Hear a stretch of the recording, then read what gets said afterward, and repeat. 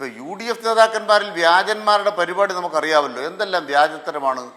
പകല് പറയുകയാണ് അൻവറിൻ്റെ മുന്നിൽ വാതിലടച്ചു, എന്നിട്ട് രാത്രി തല മുണ്ടിട്ടുകൊണ്ട് പാൻറ് വിട്ട് പോകുന്ന നമ്മൾ കണ്ടിട്ടില്ലേ? ഇതാണ് UDF. അവർ കാവി ഉടുത്തൊരാളെ ഇറക്കി, കാവി ഉടുത്തൊരാളെ രംഗത്തിറക്കി, എന്നിട്ട് പറഞ്ഞു ഹിന്ദു മഹാസഭയാ തുടങ്ങി. നമ്മളെന്താ ചെയ്യാൻ പറ്റും? എവിടുന്നാ വന്നൊരു പോഴൻ, അയാൾ പത്രസമ്മേളനം നടത്തി. ഇപ്പോൾ വിജയരാഘവ സഖാവ് പറയുന്നു ഇലക്ഷൻ ഓഫീസിലേക്ക് ഒരുത്തൻ കയറി വരുന്നു. കയറി വന്ന ഉടനെ നമ്മളെന്താ പറയുക, നിന്നെ ആട്ടി ഓടിക്കുന്നുണ്ടോ? അയാളിവിടെ വന്നിട്ട് നേതാക്കന്മാരുടെ അടുത്തൊരു പടം എടുത്തിട്ട് പോയൊരു സന്യാസി കുറച്ച് കഴിഞ്ഞപ്പോൾ പത്രസമ്മേളനത്തിൽ വന്നിട്ട് പറഞ്ഞു ഇത് ഹിന്ദു മഹാസഭയാണ്. അതുകൊണ്ടാണ് ലാൽകുമാർ ചോദിച്ചത് എവിടുന്ന് വന്നു ഇയാളുടെ പിന്തുണ ഞങ്ങൾ തേടിയിട്ടുണ്ടോ? ഈ പറയുന്ന സംഭവം എന്ന് പറയുന്നത് ഹിന്ദു മഹാസഭ എന്ന് പറയുന്നത് ഗോഡ്സെയുടെ സാധനമാണോ?